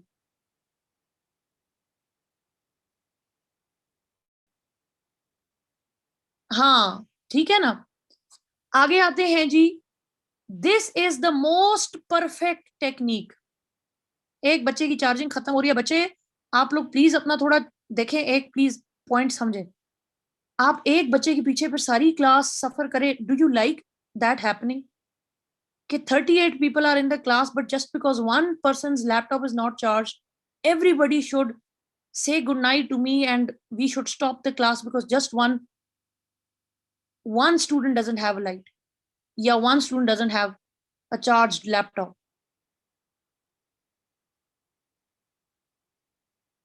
Does it sound good to you? क्या आप यूनिवर्सिटी में क्लास में बैठे हैं, 40-50 बच्चे की क्लास चल रही है, आप कह रहे हैं कि मैम मैंने वॉशरूम जाना है, आप अपना लेक्चर होल्ड करेंगे because I have to go out and I have to go for the nature's call? You're getting my point? You can't do that and you should not do that. बच्चे इस तरह ठीक बात नहीं, मतलब this is very selfish. ठीक है, अच्छा अगर मैं कह रही हूँ this is the most perfect technique, दो क्या आई अंडरस्टैंड कि आपका इशू होगा, you can always join in the next batch, अगले बैच के साथ आई विल ऐड यू, लेकिन एक बच्चे के प्रॉब्लम के पीछे I should not decide think for the whole batch. यहाँ पे एक चीज परफेक्ट है, परफेक्ट का ऑलरेडी मतलब है कि ऑन टॉप है, सबसे बेस्ट है, बेहतरीन है, इससे ऊपर भी अब कुछ और बेहतरीन है, तो फिर मुझे पिछली वाली को परफेक्ट नहीं कहना चाहिए था। ठीक है ना, तो मोस्ट इज नॉट करेक्ट, तो ना तो इनके साथ मोर आता है, ना इनके साथ मोस्ट आता है, ना इसके साथ और अस्ट आता है। I have a complete faith in this person, अब एक और बंदे पे मेरा उससे भी ज्यादा फेथ है, मैं कहूंगी I have a completer faith in this one more than the previous one, and इस वाले बंदे में तो कंप्लीटेस्ट फेथ ऑफ ऑल, तो ऐसा नहीं होगा। ठीक है, दिस इज ग्रामेटिकली इनकरेक्ट। हाँ, ये ऑलरेडी हाईएस्ट डिग्रीज हैं। ठीक है, एक्स्ट्रावेगेंट भी इसी कैटेगरी में। एक्स्ट्रावेगेंस के लेकिन लेवल्स हो सकते हैं. Somebody is a little less extravagant, somebody is a little more extravagant. कोई थोड़ा शो कर रहा है, कोई बहुत ज्यादा शो कर रहा है, उसमें थोड़े लेवल्स फिर भी आ सकते हैं. अच्छा जी, आगे देखते हैं. When two adjectives refer to the same person, then if one of them is in a superlative degree, the other one should also be so. आप एक जुमले में, इस पे मेरे साथ बच्चे लड़ाई बहुत करते हैं, लेकिन लेट मी टेल यू, एक ही जुमले में एक ही बंदे की दो आदतें आप बता रहे हैं. वो दोनों आदतें आपने अगर फर्स्ट डिग्री में लिखी हैं तो फर्स्ट में होनी चाहिए दोनों, सेकंड में लिखी हैं तो सेकंड में होनी चाहिए दोनों, थर्ड डिग्री में लिखी हैं तो थर्ड होनी चाहिए दोनों. ठीक है जी. और जो ऊपर वाली डिग्री होती है वो हमेशा अपर एंड पे होती है. मतलब मैं कहती हूँ she is pretty and most beautiful, तो अब मैं प्रिटी एंड ब्यूटीफुल नहीं करूंगी. अपर हैंड किसके? मोस्ट ब्यूटीफुल, मतलब सब में खूबसूरत है, तो इसका मतलब प्रिटी भी वो सबसे ज्यादा ही होनी चाहिए. She is the prettiest and most beautiful girl in the class. एक मैंने सुपरलेट किया है, तो अब मेरे पे फर्ज होगा कि मैं दूसरे को भी करूं. These are absolutely applicable in the normal writing बच्चे, व्हाई नॉट. एक जैसी डिग्री की तारीफ करेंगे. ठीक है. अब जी, she is the fairest and rich woman in the city. अगर वो फेयरेस्ट मैंने कह दिया, अब अगर उसी जुमले में मैं जोड़ के उसकी एक और एडजेक्टिव लगाना चाहती हूँ, it has to be the richest as well. अब बच्चे मुझे कहते हैं क्यों मैम, हो सकता है वो फेयर हो लेकिन वो रिचेस्ट ना हो. अगर तो इस तरह की कंडीशन है कि जी वो औरत फेयरेस्ट है और रिचेस्ट नहीं है, फिर it doesn't have to be in one sentence, फिर आप इसको दो अलग जुमलों में लिखेंगे. लेकिन अगर आप एंड के साथ दो उसके एडजेक्टिव्स जोड़ के लिख रहे हैं, they have to be of the same degree. ठीक है जी. He is strongest and heaviest wrestler. मैं ऐसा नहीं कह सकती he is strongest and heavy wrestler. हाँ, मतलब वो फील होता है जैसे आपका गड़बड़ हो रहा है. दूसरे सुपरलेटिव के साथ अगर आप द लगाएंगे तो इसका मतलब हो जाएगा कि ये दो डिफरेंट औरतें. ठीक है. When you talking about one person, उसके साथ एक ही उसका आर्टिकल एक ही दफा है. आगे आते हैं जी. She is the most decent and most beautiful lady in the whole village. अब दोनों के साथ मोस्ट आ गया. अगर मैं मोस्ट और ईएसटी को इकट्ठा लिखूं तो भी एक ही जैसी बात है. She is the cleverest and most beautiful lady in the whole village. Irrespective of EST and most, ये भी अपनी हाईएस्ट डिग्री है, ये भी अपनी हाईएस्ट डिग्री है, दोनों इकट्ठे आ सकते हैं. ठीक है. She is cleverer and more beautiful then her neighbour. अगर मैं सेकेंड डिग्री लिख रही हूं तो फिर मुझे सेकेंड डिग्री दोनों यूज करने का. अच्छा जी, अब आते हैं अगले पॉइंट के ऊपर कि जी व्हाट इफ एक एडजेक्टिव जो है, एक तारीफ एक बंदे की जो है, उसमें वो ट्रेट ज्यादा है और दूसरी ट्रेट कम है. ईएसटी एंड मोस्ट, मतलब ये भी अपने डिग्री का हाईएस्ट है, ये अपने डिग्री का हाईएस्ट है. एक तरीके से इस तरह लिखा जाता है, एक तरीके से मोस्ट की तरह लिखा जाता है. Both can come together, correct है. और इसी तरह सेकंड डिग्री है जब मैं दो लोगों को आपस में कंपेयर करूं. मैंने सारी एग्जांपल्स थर्ड डिग्री की दी हुई थी ना, I am bringing it to the second one. तो वो एक एग्जांपल लिखी हुई है. मोस्ट डिसेंट एंड अलाउड क्या मतलब? कंपल्सरीली करेक्ट, ऐसा ही लिखना है. अगर एक पे मैंने डिसेंट पे मोस्ट कर दिया है तो she has to be the most beautiful as well. अगर वो डिसेंट सबसे ज्यादा है और ब्यूटीफुल मोस्ट नहीं है तो फिर मुझे अलग सेंटेंस में लिखना चाहिए. I should not hitch them together with an and. ठीक है जी.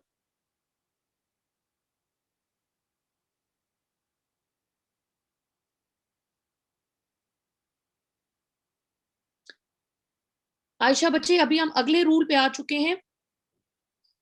अभी हमारा वो मोर वाला, मोर ब्यूटीफुल, ब्यूटीफुल का है ही मोर और मोस्ट, तो इसके साथ से हमने मोस्ट रिमूव नहीं करना.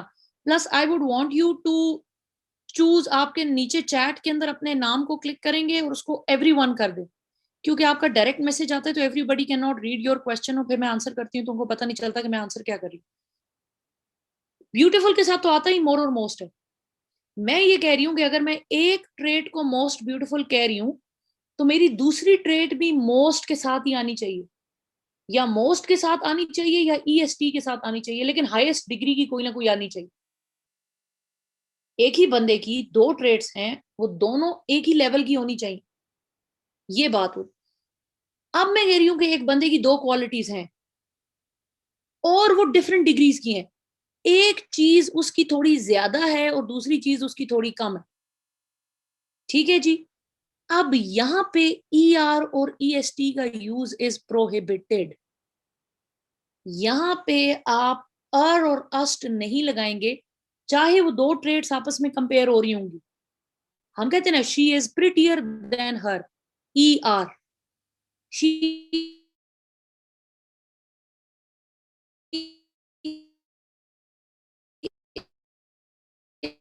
is pretty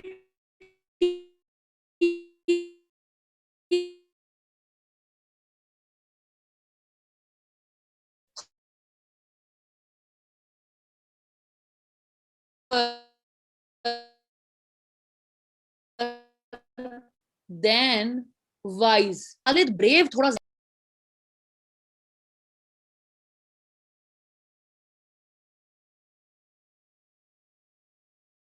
is more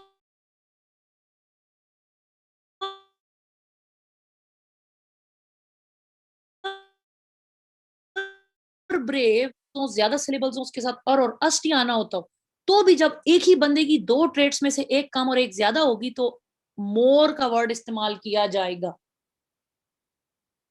is that clear to everybody? Okay, I am more strong than pretty, मतलब मैं स्ट्रॉन्ग भी हूं और मैं प्रिटी भी हूं, लेकिन मैं स्ट्रॉन्गर, मतलब स्ट्रॉन्ग की क्या बनते हैं थ्री आपके सुपरलेटिव डिग्रीज क्या है? Strong, stronger, strongest. लेकिन मैं यूं नहीं कहूंगी कि I am stronger than pretty, मैं क्या कहूंगी? I am more strong than pretty.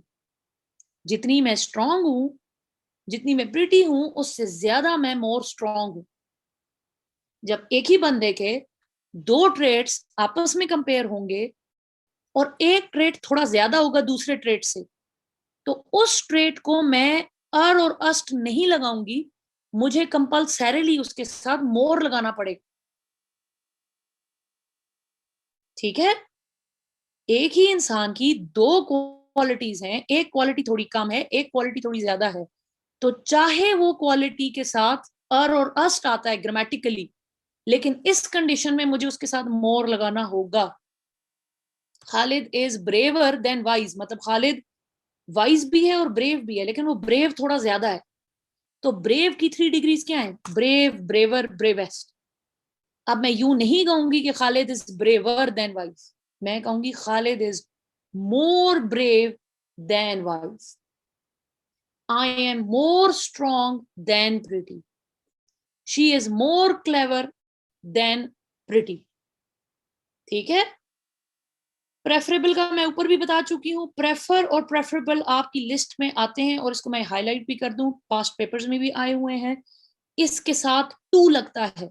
I have no idea कि बच्चे इसके साथ ओवर लगाने के क्यों खुशी खुशी ओवर लगाते हैं। He prefers oranges over apples, to लगता है, he prefers oranges to apples. Milk is preferable to tea, coffee is preferable to juices, ठीक है जी। तो ये आप करते हैं टू के साथ, प्रेफर और प्रेफरेबल को हमेशा लिखते हैं। एक्सरसाइज पे आ जाएं जी। He is junior than him, जल्दी जल्दी, जूनियर के साथ क्या आता है? He is junior to, excellent. Aslam was elder than अकरम,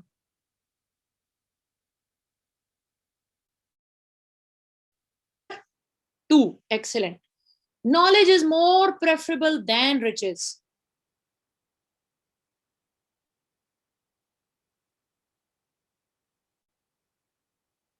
हृदय इज करेक्ट। पहले तो मोर को रिमूव करना है। प्रेफरेबल का मतलब ही है कि इस चीज से ज्यादा मुझे ये चीज पसंद है, तो मोर प्रेफरेबल क्या है कि इस चीज से ज्यादा मुझे और चीज ये पसंद है, ऐसे नहीं होता. Preferable is all alone. Knowledge is preferable to riches. Excellent. I prefer running than walking. To walking. I prefer running to walking. Excellent. DI Khan is much more hotter than Islamabad. Double superlatives. Much more hotter than Islamabad. पूरा जुमला लिखें जरा. पूरा जुमला.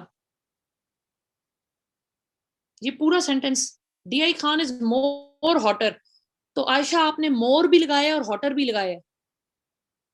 मोर भी और hotter दोनों तो नहीं आएंगे, या मोर आएगा या हॉटर आएगा. अच्छा, मच आएगा कि नहीं आएगा? मोर तो समझ आ गई. हॉट, हॉटर, हॉटेस्ट होता है. मोर और मोस्ट होता है, तो मोर तो हटा दिया. जैसे हमने कहा था मोर प्रिटियर. मच इसलिए आएगा कि मच आपकी डिग्रीज का पार्ट नहीं है. मच का मतलब है कहीं ज्यादा. डीआई खान कहीं ज्यादा गर्म है इस्लामाबाद से, तो DI Khan is much hotter then Islamabad. ठीक है जी. आपने DI Khan is the hottest कह दिया था. दो चीजों का जब कंपैरिजन हो रहा है, इस्लामाबाद और डीआई खान का, तो वो हॉटर होगा. हॉटेस्ट हम तब कहेंगे जब मैं कहूंगी DI Khan is the hottest city in Pakistan. सब में सबसे ज्यादा. दो चीजों में हमेशा ई आर आता है, और सब में जो होता है वो ई एस टी आता है, तब थर्ड डिग्री पे जाता है. ठीक है. He is the worst of two. दो लड़कों में से ये वाला बंदा वर्स्ट है.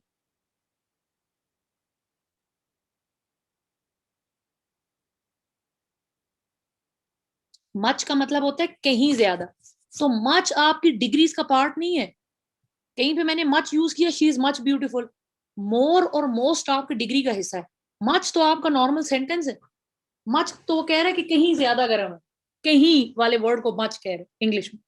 तो बच्चे अक्सर इसको भी सुपरलेट कर जाते. सुपरलेटिव्स में ला के ना अलहदा वो इसको भी रिमूव कर देते. अच्छा, he is worse of the two. Bad में एक ही बच्चे को मैं कहूंगी he is a bad boy. दो लड़के खड़े हैं, मैं कहूंगी this boy is worse than the other one. ये वाला कंपैरिजन ऑफ टू में दिस वन इज वर्स. तो टू का कंपैरिजन हो रहा है तो वर्स आएगा. जब मैं कहूंगी सारे लोगों में सबसे बुरा ये बच्चा है, तो मैं कहूंगी he is the worst of all. सब में. ठीक हो गया. ये तो आ जाएंगे जी. Many of flowers are blooming in spring. एक और गलती भी है इसके अलावा. Many a flower is. ठीक है. वर्थ देन टू नहीं है बच्चे. दो लोगों में ये वाला बुरा है. He is the worst of two. इन दो में ये वाला बुरा है. एक तो फ्लावर का एस हटेगा, एक इधर इज आएगा. Many a flower is blooming in spring. Excellent. I dislike this kind of vegetable.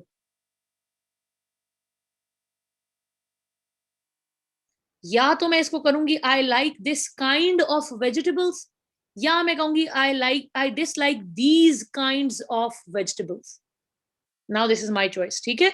मैं या तो इसको दीज काइंड कर दूंगी कि इस किस्म की सारी सब्जियां, क्योंकि वेजिटेबल्स प्लूरल है, या मैं कहूंगी आई dislike this kind of vegetables. Correct. He is stronger than wise. He is stronger than wise. जितना वो वाइज है उससे ज्यादा वो स्ट्रॉन्ग है. He is more strong than wise. Excellent. ठीक है जी. मेरा ख्याल है आज के लिए इतना ही. अगली क्लास में हम अपने करेक्शंस पहले खत्म करेंगे, उसके बाद. नो रिजवान, मोर स्ट्रॉन्गर आपने डबल सुपरलेटिव से इकट्ठे इस्तेमाल किए. सेकंड डिग्री आपने मोर भी यूज किया और स्ट्रॉन्गर भी यूज किया. दोनों में से एक आएगा. More strong. He is more strong than wise. हाँ जी. अगर तो काइंड्स हैं तो ये दीज काइंड्स होंगी, या तो अगर मैं दिस कर रही हूं तो फिर मैं इसको दिस काइंड करूंगी. I dislike this kind of vegetables, या I dislike these kinds of vegetables. ठीक है. ठीक है बच्चे, you will be added with the next batch जिसका मिस हो गया, नो वरीज। एल्डर होता है सिबलिंग, ओल्डर होता है जो बहन भाई ना हो। जैन बच्चे, I am older than you, मैं आपसे उम्र में बड़ी हूं, I am older than you. लेकिन जो आपकी बहन होगी, she will be elder to you, वो आपकी बहन है, ब्लड लाइन है, वो आपसे एल्डर होगी, वो ओल्डर नहीं होगी। ठीक हो गया? तो हम अगली क्लास जो होगी वो थोड़ी सी लंबी होगी, पहले मैं करेक्शंस खत्म कराऊंगी और उसके बाद हम अपना ऐसे करेंगे।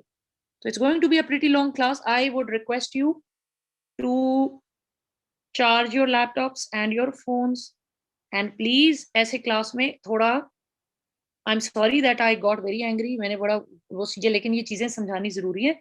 You guys are potential future officers, please इस तरह की थोड़े छोटे मोटे चीजें आपको सीखना चाहिए, ठीक है? मुझे वैसे personally I am telling you कि मुझे अच्छा नहीं लगेगा खुद किसी टीचर को कहना कि मैम मेरा कोई पर्सनल इशू है, पूरी क्लास मेरी वजह से बंद करवाओ। वाई?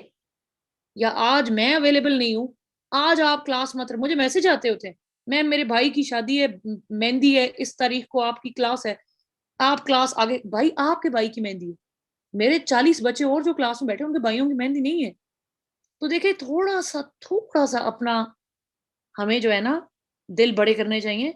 और अगर आपका कोई क्लास मिस हो रहा है, you can tell the coordinator, मैंने ओपन छोड़ा हुआ कि आपकी जो क्लास मिस होगी तो coordinator will add you to the next batch उसी सेम क्लास में, तो that would not be a problem. ऐसा ही होता है आयशा बच्चे, दिस हैपेंस। मैं इतने सारे रूल्स पढ़ने के बाद I do it on my you know auto पे, जैसे मुझे पता होता है ये, बल्कि आप लोगों को मैं पढ़ा रही हूँ literally. There was a time when sir Raza used to teach me, जो एग्जांपल्स देते थे ये करो, मैं करेक्शन कर देती थी, मुझे पूछते थे कैसे क्यों, I didn't know the answers at that time, मुझे नहीं पता, मैं कहती थी बस ये दिस डजंट साउंड गुड, यहाँ पे ये ठीक नहीं है। तो वो हंसते थे कि ये वाहिद में बंदा देखा है जिसको रूल्स पता नहीं है और जो करेक्शंस ठीक कर लेता है कि मुझे कॉमन सेंस, मुझे ऐसे फीलिंग ठीक नहीं। ऐसा ही होता है। तो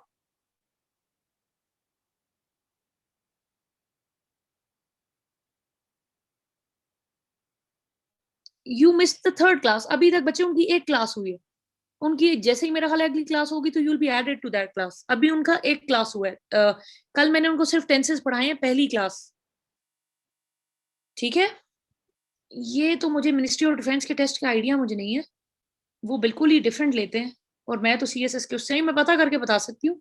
I ask the people around me, IT वाले आगे पीछे जो टेस्ट कंडक्ट कराते हैं, कि पास्ट टेस्टों में क्या क्या पूछते रहे, and then I let you know. ठीक है बच्चे? इंशाल्लाह इंशाल्लाह। तो जी that is all for tonight. Zoha को मैंने पूछा था, वो कह रही थी कि शील प्रॉब्ली स्टार्ट अराउंड अगस्त में भी, क्योंकि उसके एसटीपी चल रही है, तो वो कहती है एसटीपी के साथ मुझे पढ़ाना मुश्किल होगा, but her STP ends in August इंशाल्लाह, and after that she said that she will start August में। मेरा जो है प्रॉबली सितंबर में, बल्कि मेरा लास्ट बैच होगा इंग्लिश का, then I will not be teaching any more for 2022। और ये मैंने एक वीडियो में भी वैसे क्लियर किया था, सो दैट पीपल नो, आप लोगों के कोई हैं जिन्होंने ज्वाइन करना है, do let them know. I can check the previous homeworks of course, Hafiz से कर लें आप, उससे करें, रेन एंड मार्टिन से करें, पास्ट पेपर जरूर करें, पास्ट वाली करेक्शंस को रिपीट करते हैं एफपीएससी वाले, वर्ड्स चेंज किए होते हैं पर वो करेक्शन का रूल वही वाला दे रहे होते हैं बाद में। ठीक है? मैं इसलिए नहीं पढ़ाऊंगी बच्चे because I am in a family way, probably the baby would come at the end of September, may be in the beginning of October, तो I'll have to learn to adapt to the new situation, तब तक मुझे थोड़ा 2-4 महीने लग जाएंगे to understand कि how it works with the baby। तो ये इशू है। थैंक यू जी। You can, शाबाना बच्चे, you can keep sending me your presses, I will certainly check। Marvi I think लेगी, हाँ उसने कोई एड दिया हुआ है अभी, she has started Islamic too। Thank you जी, thank you so much, so kind of you. So that is all for tonight. Inshallah, we shall meet again. The next class would be in 3 days. कल मेरी होगी batch 10 की, फिर batch 9 है, and then batch 8 again. ठीक है जी? आमीन। थैंक यू बच्चे, थैंक यू। ओके जी, अल्लाह हाफिज, take care, good night, bye bye. अगली क्लास लंबी होगी, उसके लिए मेंटली प्रिपेयर होके आए और अपने गैजेट्स भी प्रिपेयर करके लाना। Right, see you later, bye bye.